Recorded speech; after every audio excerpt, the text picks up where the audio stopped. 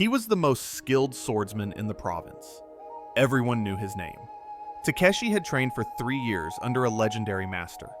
His technique was flawless. Every strike landed exactly where he intended. Every movement was precise. His master told him he was ready.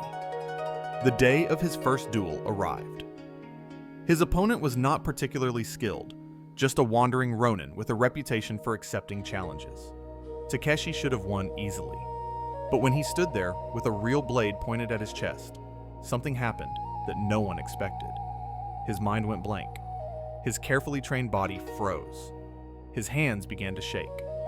And in a moment that would haunt him forever, Takeshi did something unthinkable for a samurai. He dropped his sword and ran. His master found him hours later, sitting under a tree, his face buried in his hands. Takeshi expected rage. He expected to be cast out. Instead, his master sat beside him and said something that would change everything. Your technique was perfect. That was never the problem. You spent 3 years training your body, but you never trained your mind. Takeshi looked up, confused. I trained every day. I practiced harder than anyone. His master shook his head slowly. You practiced movements. But when fear arrived, where was your center? When doubt appeared, what held you steady? You built a beautiful house on sand. The first wave washed it away. What happened next was unexpected. His master did not make him practice sword forms. He made him sit for hours, days, weeks, just sitting in stillness, breathing, watching his thoughts without moving. Takeshi thought he was being punished. He did not understand that his real training had finally begun. Most of us are living like Takeshi before his defeat. We gather skills, we learn techniques, we build impressive resumes, we prepare for presentations, practice difficult conversations, study for exams.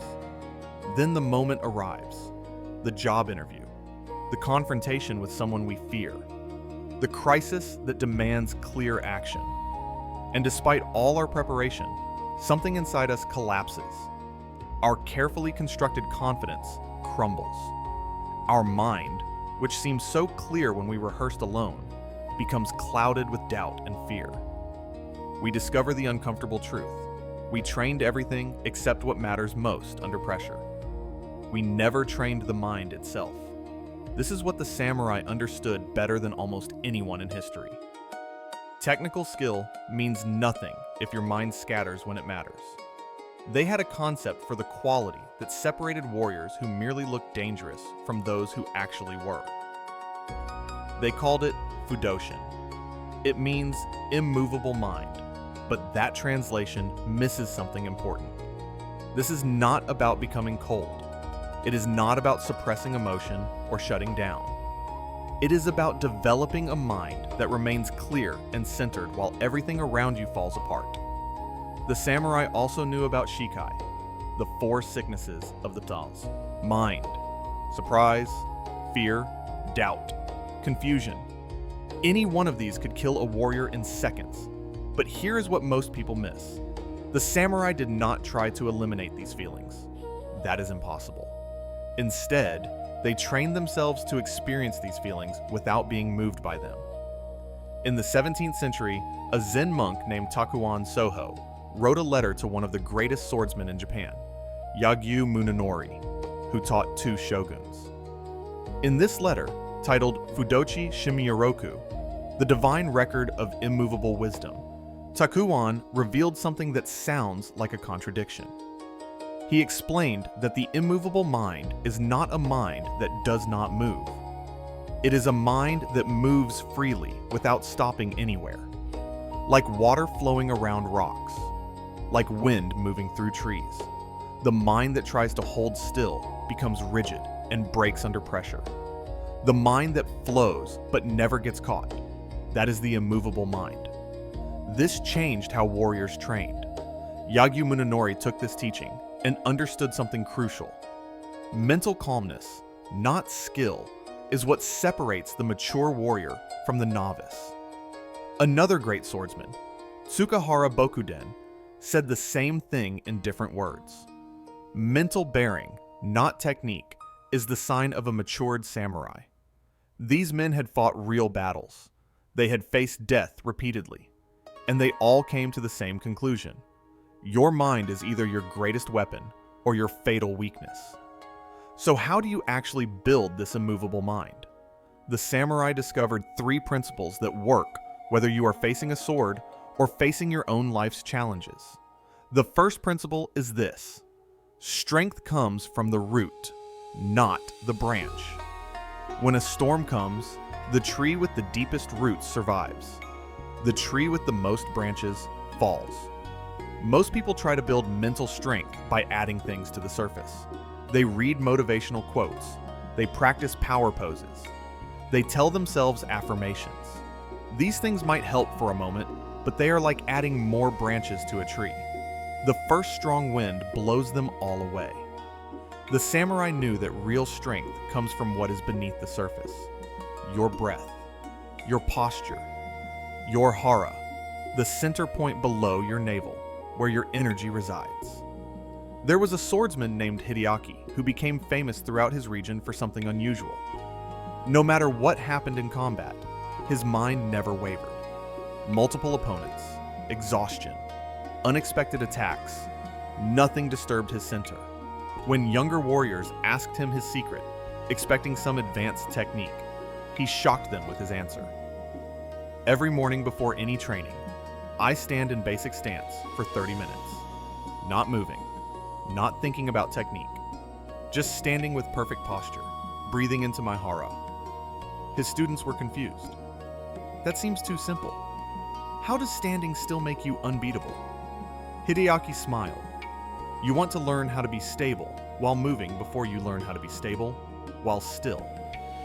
This is backwards. First, master stillness. Then, movement will take care of itself. This seems almost insultingly simple to modern ears. We want complex solutions, advanced techniques, secret methods. But the samurai understood something we have forgotten. You cannot maintain calm in chaos if you have not practiced calm in stillness.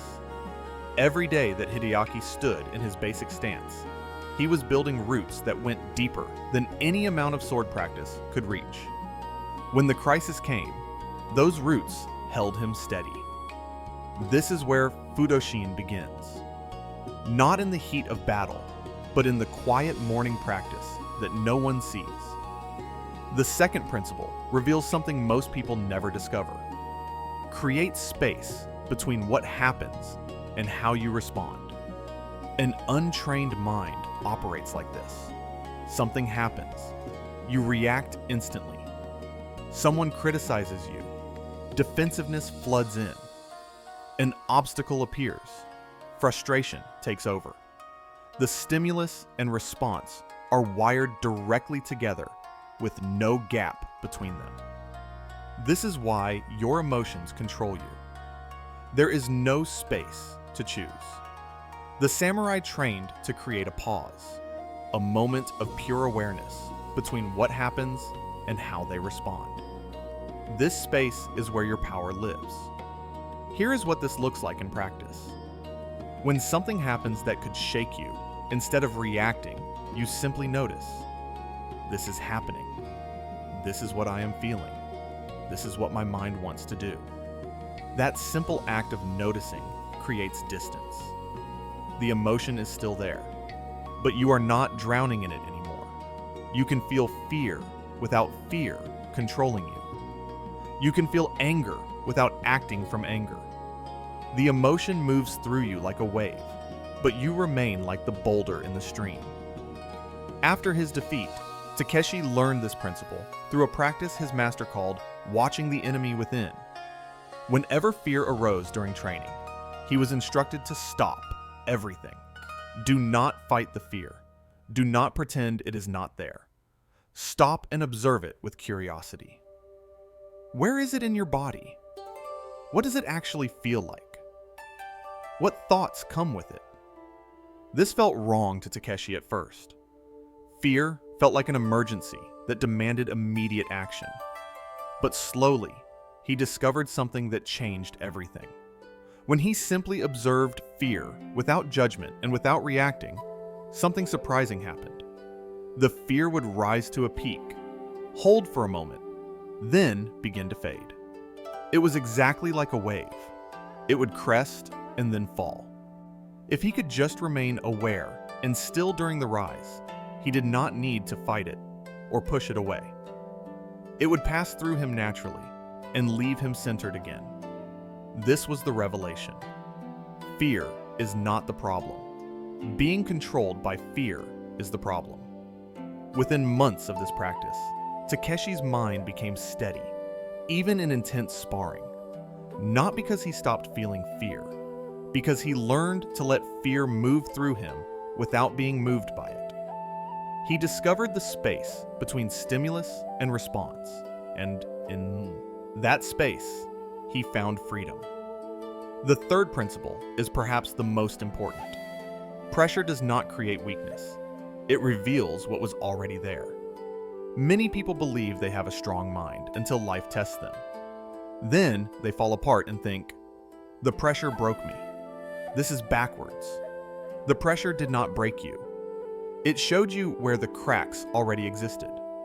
This is actually good news, because once you see where the weakness is, you can address it.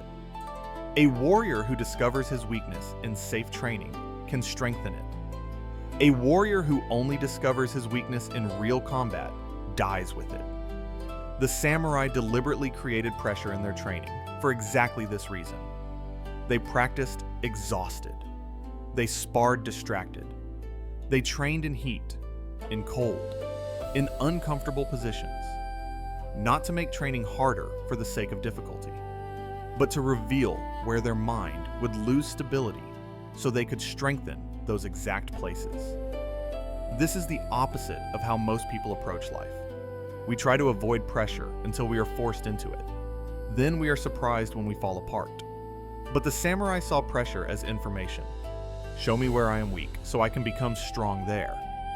You can apply this same approach starting today. Do not wait for life to test you in ways you cannot control. Test yourself in small ways you can control. If you want a mind that stays calm during major conflict, practice staying calm during minor frustrations. When you are stuck in traffic, that is a training moment. When someone is rude to you, that is a training moment.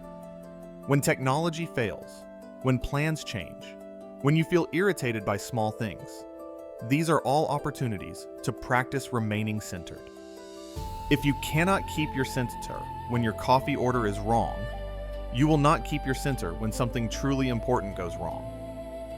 Each small moment of choosing calm over reaction is like Hideaki standing in his morning stance. You are deepening the roots. You are building Fudoshin through the unglamorous work of staying present with small discomfort. This is not dramatic. It is not exciting, but it works. The samurai did not develop unshakable minds through dramatic moments. They developed them through boring, daily practice, repeated thousands of times until it became their nature. There is one more thing you need to understand about Fudoshin. It is not something you are born with. It is something you build. You do not wait to feel brave before acting brave. You act brave repeatedly until braveness becomes your natural state. You do not wait to feel centered before practicing centeredness. You practice centeredness repeatedly until centeredness becomes who you are. Fudoshin is a trained capacity, not a personality trait. It is a muscle you develop through use. The path forward is simpler than you might imagine. The samurai did not use complex techniques. They used basic practices, repeated until those practices became second nature. You can walk this same path. 1. Establish a daily stillness practice. Spend 5 minutes each morning standing or sitting in a stable position with perfect posture. Breathe deeply into your lower belly, your hara. Do not think about your day. Do not plan. Simply exist in stillness. This builds the root system that will hold you steady later. 2. Practice naming emotions as they arise. When anxiety comes, notice it and say quietly to yourself, "This is anxiety." When anger rises, acknowledge it. "This is anger." This simple act of naming creates the space between stimulus and response. You are training awareness itself. 3. Choose one daily frustration as your personal training ground. Pick something small that typically disturbs your calm. Morning traffic. Your email inbox. A person who irritates you. Make this your dojo. Each time it happens, practice remaining centered. Not by suppressing your reaction, but by observing it without being controlled by it. Watch the emotion rise and fall like a wave. 4. End each day with a brief review. Ask yourself 2 questions. When did I lose my center today? When did I maintain it? Do not judge yourself. Simply observe the patterns. Awareness of where you lose stability is the first step to changing it. 5. Remember this always. Fudoshin is not about never feeling emotion. It is about never being controlled by emotion. The immovable mind is not a dead mind or a numb mind. It is a mind fully alive and fully present that can hold all emotions without being swept away by any of them. Takeshi returned to face the Ronin 6 months later. By then, his story had spread. Everyone knew he had run. Everyone expected him to lose again or refuse the challenge. But something had changed in those 6 months that no one could see from the outside. When Takeshi stood there this time, facing the same danger, feeling the same fear, something was different. The fear was there. He felt it clearly. But he was not lost inside it anymore. He noticed it rising like a wave. He breathed into his center. He created space between the fear and his action. His hands remained steady. His awareness remained clear. His mind remained immovable while everything moved through it. And his actions flowed naturally from his training, not from his emotion. The duel lasted seconds. Takeshi won. But winning was not the point. The point was that when fear arrived this time, it did not move him from his center. He had finally understood what his master tried to teach him from the beginning. Fudoshin is not the absence of fear. It is the ability to remain centered in the presence of fear. This is the power of the immovable mind. Not the absence of challenge, but stability within challenge. Not the elimination of emotion, but clarity of action despite emotion. Not waiting for perfect conditions, but remaining steady in your purpose regardless of conditions. Your life will test you. Pressure will come. Fear will rise. Doubt will appear. The question is not whether these things will happen. The only question is whether you will remain centered when they do. If you are ready to develop an immovable mind, write in the comments, "I will remain centered in the storm." Thank you for watching and for choosing the path of inner strength.